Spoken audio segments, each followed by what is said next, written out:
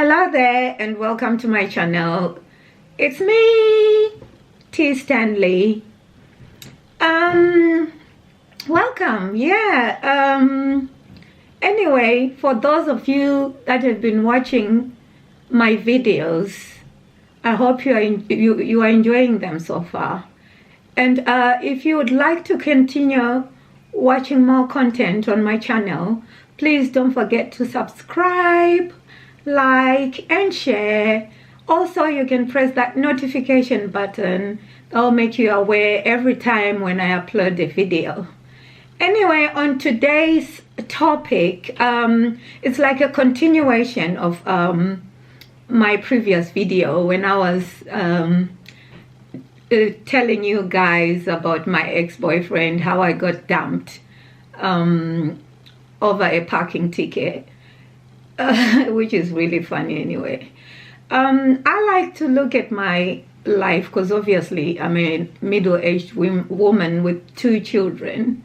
So sometimes I just get fascinated when I take myself back in time and I'm reflecting on every relationship that I've encountered in my life. So some of the ones that are funny that I feel that I can share with you guys, I'm going to start doing that.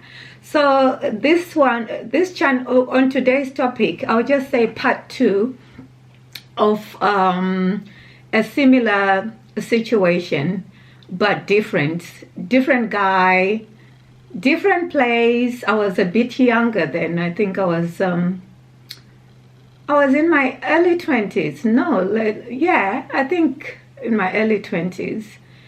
And I was dating this guy for quite a long time. I would say maybe 4 or 5 years.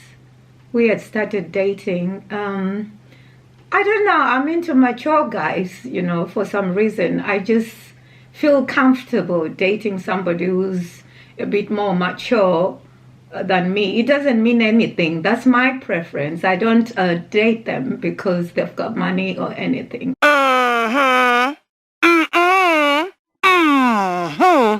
No, I just like mature men for some reason. So yeah, this guy was about 12, 13 years older than me. I was in my early 20s. I was on my first job, actually. Yeah, I was working too. I was a PA, private, a secretary, basically. In this country, you say, I think PA. Where I come from, we were secretaries. Yeah, that's what we were called. So this one is quite interesting, to say the least. It is interesting. I've got myself a cup of tea today. Yorkshire tea and some biscuits, some rich tea biscuits. Yeah, so I remember it was my birthday. That time it was my birthday.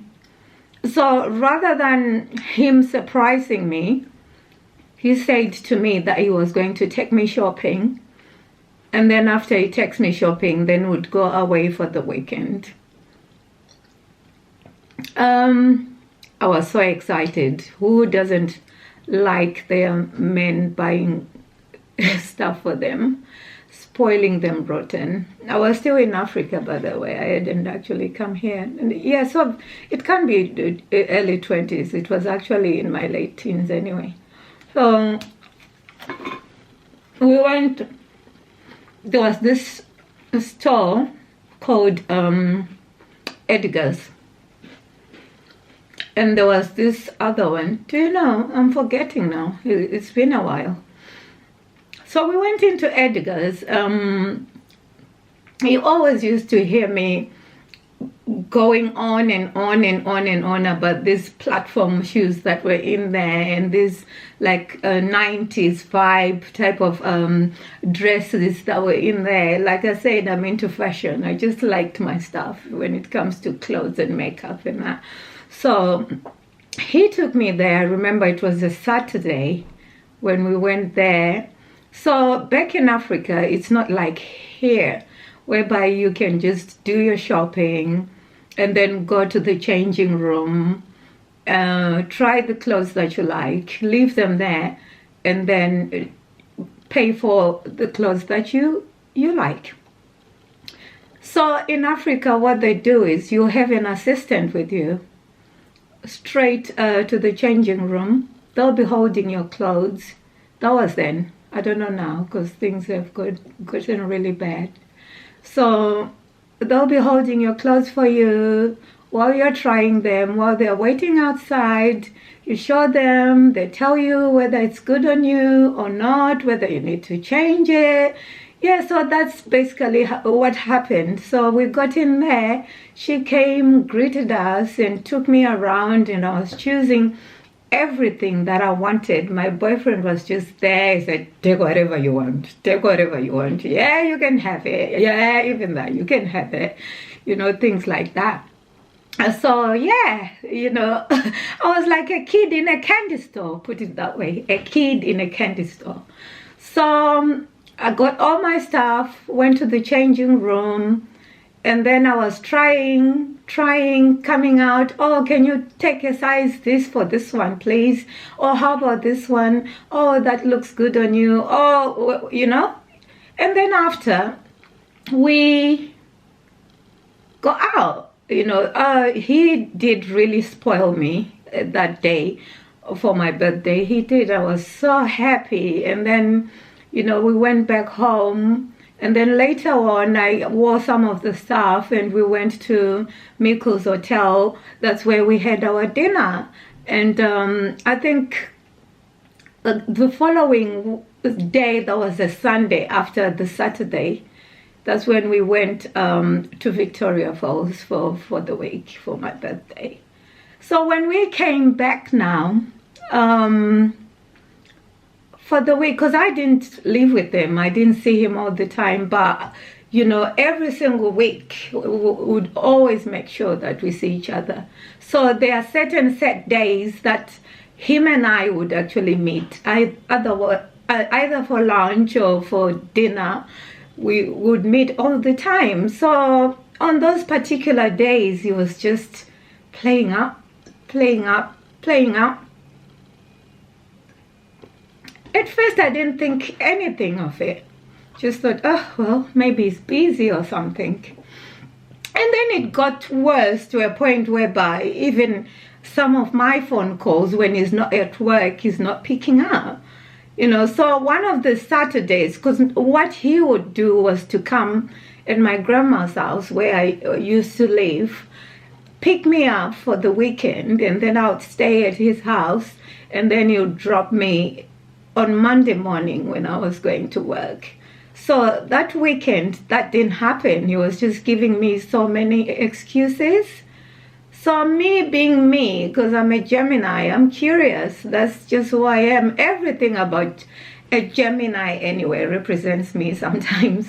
Don't come for me, please. But I didn't ask to be a Gemini. I'm a Gemini and I love it. You know, but all I know is I've got a good heart that I know. Nobody can take that away from me. So I became so curious, and I went on the bus, went to his house. The father was there, the sister was there. So when I got there, you know, because their house was quite big, because there was a house and then there was a cottage on the side. So the main house was to the right and the cottage was to the left. So when I got there, the father, for some reason, he was just a bit funny with me. I just did not understand why. And the sister was refusing for me to go inside. That made me even more suspicious. I was like, oh, this just doesn't look right. Why are they acting so funny? What have I done? You know, so, but anyway, me being me, I insisted on going. The door wasn't locked. I got in, and of course, when you open the door, you go straight in the lounge, and then, you know, the kitchen was to the side, and then there's the bedroom. It was just a small one-bedroomed cottage anyway. So when I got in there in the lounge, surprise, surprise, who do I see? Guys, can you guess? Da da da. Ding ding ding ding ding ding ding ding. That same shop assistant that helped me buy my clothes in Edgars. Well.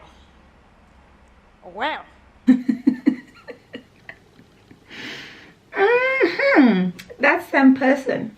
She was in there. She was in there. I just could not believe my eyes. Do you know some of these things that I've gone through? When I look back, I just think, what the hell?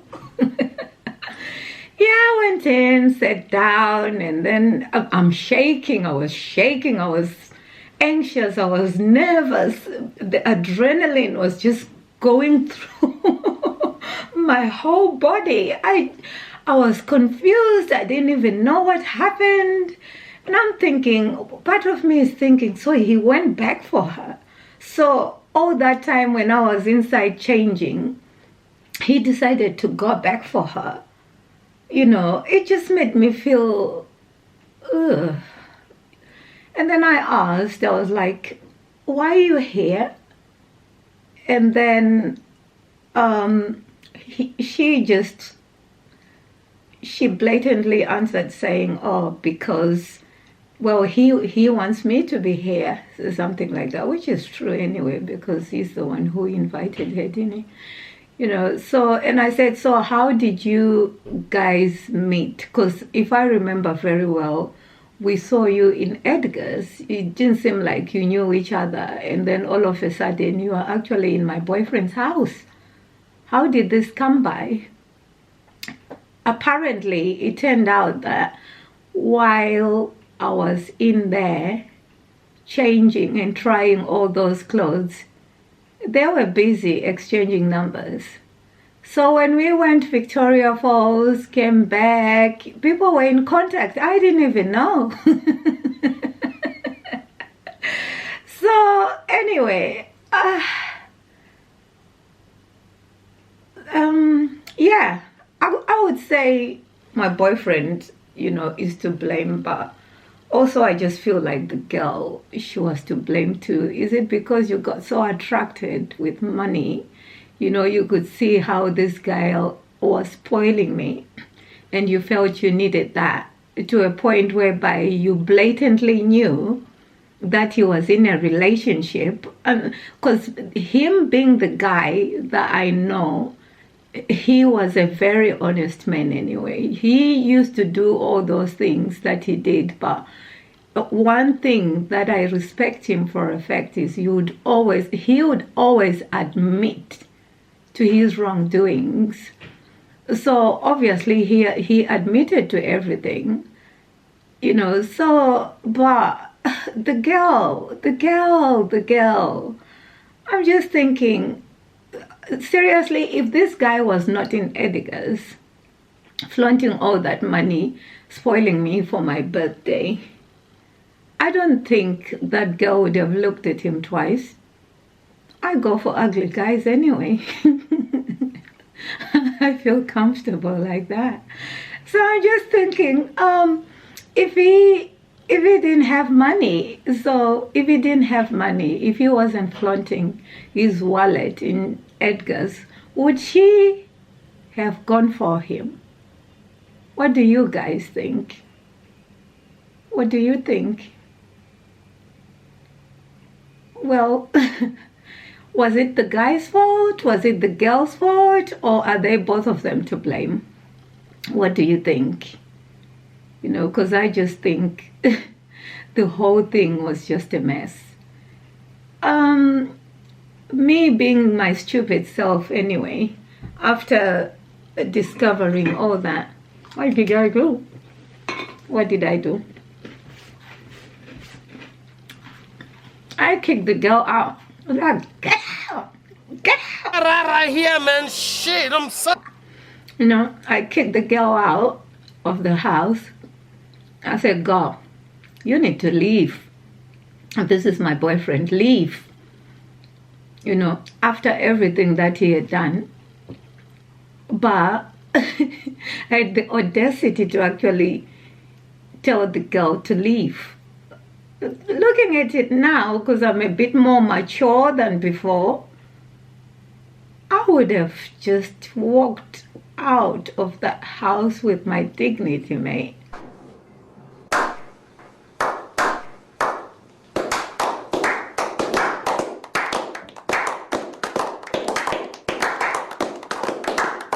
I don't think I would have thought twice even about that, because that was a bit humiliating and embarrassing for me to even go to his house to see that same person who was my assistant while you was buying me clothes is the very same person now you are actually in a relationship with. But me, what did I do? Ask the girl to leave. Yeah, let it happen now. Let it happen now. Me knowing me, that's not how I would actually deal with it. No way. Absolutely not. I'll take my sunglasses, even as dark as it would be outside. Put my sunglasses on. I would take my bag. And then I would walk off, get into my car with my head held high. What's up? That's what I would do, you know. But anyway, it's part of growing up, isn't it? That's the reason why I like to revisit them places in my life, you know, and just have a laugh and, you know, reflect on how things happened and how I would have dealt with the situation now as mature, because I'm more wise, I'm more mature. Believe you me, I've had my fair share of heartbreaks. Fair share of heartbreaks, I've had them. You know, so every heartbreak makes you stronger, isn't it? Every single heartbreak. Because you learn something from that relationship all the time. You always learn something. Always, you always learn. No matter how nasty things might turn out, you always learn something new. Yeah, so it's good to visit them them areas of your life and just reflect on certain things. But if I tell you now, because obviously eventually I came in this country, he remained back home, and when I came, I think 5 years after I came, because there was always a special bond between the two of us anyway, because I remember when my dad's brother, my uncle, was sick, we always used to go to Parirenya, to a hospital together. My dad, although he didn't like him, but he knew that he was a very supportive man. My dad didn't like him because he felt like he was too old for me, but there's nothing that he would have done, because that's my choice, isn't it? I like mature men. There's nothing wrong with that, you know. But for as long as you get along, that's all that matters. Yeah, so 5 years after I came here, the whole family knew him, because I had introduced him, because I was raised by my grandparents anyway. So I had introduced him to my grandma, to my granddad, and also my dad knew him. And you know, my late uncle, my dad died anyway, but he was there at the funeral too. He was there at my uncle's funeral. So 5 years after I came here, he called, you know, my house where I was raised, asked my grandmother for my number here. Because my whole family knew him, they did give him the number. So he came, and then one day he called me while he was here. Said, "Oh, I followed you, I'm here now." You know, it's actually funny because we've become best of friends. We go back down memory lane together and, you know, reflecting on so many things that he has done, that he did actually, and just laughing about it. Yeah, so yeah, we are still friends. We are still friends. I could not get angry with him. He taught me so much anyway. He taught me so much. He made me see the world, and, you know, I mean, he had a weakness that he knew himself, and he even acknowledged that he had a weakness. But, you know, eventually we understood that, we came to a conclusion that him and I, we can never be in a relationship. It just doesn't work. We were better off as friends. So I enjoy my relationship with him now as a friend, because he even met one of my ex-boyfriends. Yeah, my ex-boyfriend, when he first came, was a bit iffy about the whole relationship thing because of the history there, but eventually he realized that there was nothing more to it than just a friendship. That's all there is. Yeah, so that's another one of my situations that happened back in the years. You know, that's part 2. There's part 3 coming along the way. The one that's coming next, I don't know how you're gonna take it. I'm actually laughing already because it's, I mean, more or less similar but a bit different, put it that way. So I think so many people would just find it hilarious, just like I do anyway, you know. But believe you me, when situations are happening at that particular moment in time, you do not laugh because it's someone's life here. Your feelings are hurt. You cry, you get depressed, you know, it's just too much. It's a lot to take in, but you stay strong, you learn, you stay strong, you mature, you grow out of it, you know. So that's part of life. But one thing I've always told myself is to ever settle. I will never settle. Never settle. You know, I will never settle because, no, what's the point? You know, I used to settle when I was younger. I cannot lie. I cannot deny. I used to settle. But now I will never settle. I don't care how much money somebody has got in their bank account. I will not settle. And that's that. Anyway, guys, I hope you enjoyed this video as much as I did making it.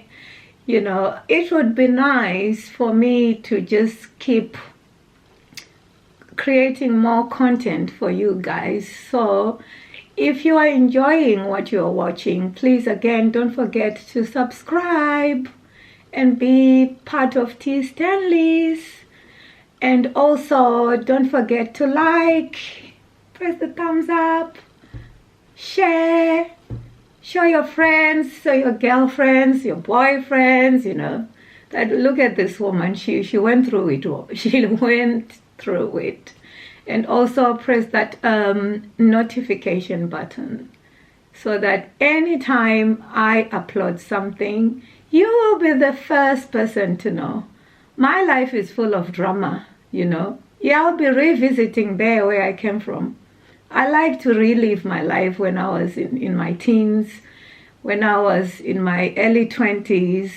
You know, I like to do all those things. So yeah, I'm sure it will be more fun. So until next time, when I am sharing with you guys part 3 of Tariro's life issues, then bye-bye.